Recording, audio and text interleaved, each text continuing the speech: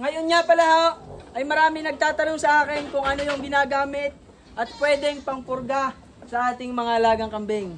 At kailan ako nagpupurga ng mga bisiro. Yan ho, yung mga maliliit pa, yung bata. So ito ang ginagamit ko ngayon na pangpurga. Mahalagang mahalaga yung tamang pag-aalaga at tamang pagbibigay ng mga gamot sa ating mga alaga. Kahit ho anong quality ng gamot, kung mali naman ang inyong pagbibigay at hindi naman tama ang inyong pag-aalaga, wala akong mangyayari.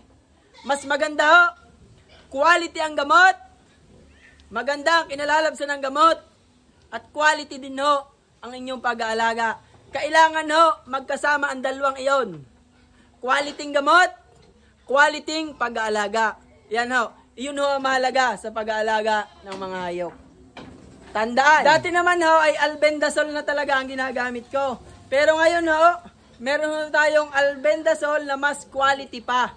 Ari ho ngayon ang ating ginagamit. Ari hong albendazole by Zoe Inseo. Yan ho. So pinadalan nga ho tayo ng gamot ng Zoe Inseo. At sa tingin ko ho naman ay maganda ang kinalalabsan ng mga alagang kambing. Kagaya ho nung mga napapanood ko sa mga video. At talaga namang quality ho ang kanilang mga alaga. So, kailan nga ho ako nagpupurga ng mga maliliit na kambing?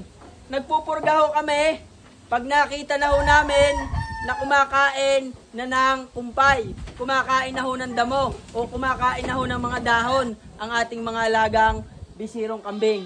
Yan ho, doon ho kami nagsisimula na magpurga ng mga bisirong kambing.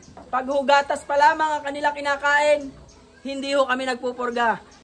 Tapos ho, ang pagpupurga ho namin ng aming mga kakambing ay kada ho 2 buwan, every 2 months. Dahil nga ho, ang mga kambing ho naman namin ay nakakulong, hindi naman ho nakakapunta sa mga basang damo, kumakain ng kung ano-ano, at may oras din ho ang pagpapakain namin sa aming mga alagang kambing. Yan ho, hindi ho sila nakakakain ng basa pa, ng basang damo o sariwan damo. Kaya ho, kakaunti ang parasite na mapapapunta sa kanila.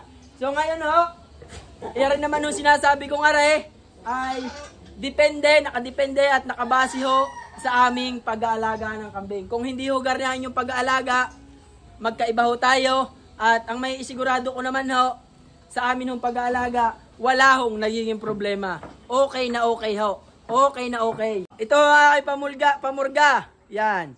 Albendazole by Zoe Inseo. Yan o. I-search nyo lamang, Zoe Inseo. Makakakita na kayo at makakabili ho kayo ng mga gamot na pwedeng gamitin sa ating mga alagang animals. Yan ho. Ipinupurga ko ho ay 1 cc sa ating mga maliliit na kambing. Mahalagang mahalaga ho yun na malaman nyo kung gaano kadami at kung gaano kaunti ang inyong ipupurga. Dahil ho, ang pamurga, pag naparami, baka ho may mangyari sa inyong alagang kambing. Yan ho. Maganda, may timbangan kayo, may kiluhan kayo para malaman nyo kung gaano karami. Ay ako nga ho sa tagal ko na rin namang, sa tagal na rin ho ng tatay at ako na nag-aalaga, ay sa amin naman hong ginagawa, ay wala nagiging problema. Basta ho ganitong nagsisimula ng kumain ng bisiro, 1 sisi, ayos na ho. Yan, ayos na. Kailangan mahalagang mahalaga ho na malaman nyo.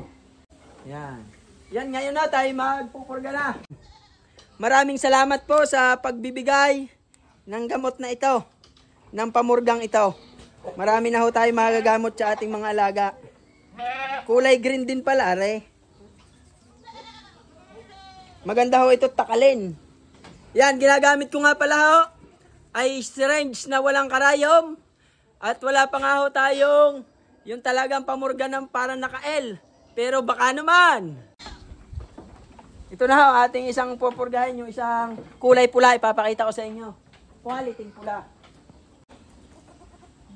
Ito ho, ang ating anak ni Cardo na kulay pula, Barako. At ito nga pala, ang kulay pulang ito ay anak ni Cardo sa ating mga inahing kambing na kuha na rin ho, mataas na rin ho ang lahi ng kambing na inahin nito. Kaya napakalaki ho ng kulay pulang Barakong aray. Pupurganahin na ho natin. Ito, kanyang kapatid. Yan. Barako din ho. Lalaki. Yan. Cardo, bago ka na purgahin. Ito naman no, isang babaeng kulay pula. Yan. Quality. Purga na uli. Ito naman no, yung kanyang kapatid na anak din ni Cardo.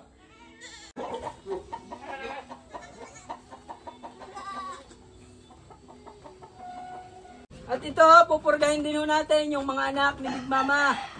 Baka may bibili sa inyo ng mga bisiro na 4 months old. Pwede na ho ito.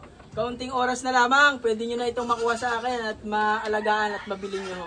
Ito, pupurgahin na natin yung isang lalaki. Isang bisiro. Pang-upgrade sa mga alaga nyo, triplets line, isang lalaki. Anak ho ni Big Mama. Pareho yung isa rin niyang kapatid na napakaganda rin ho. Yan. Wala ho sungay, hornless. Yan. Malaki na ho yan. Anak ho ni Big Mama. Baka sakaling may mapapaibig ho sa inyo. Yan. Ayan ho, sa mga mapapaibig, sa mga anak ni Big Mama.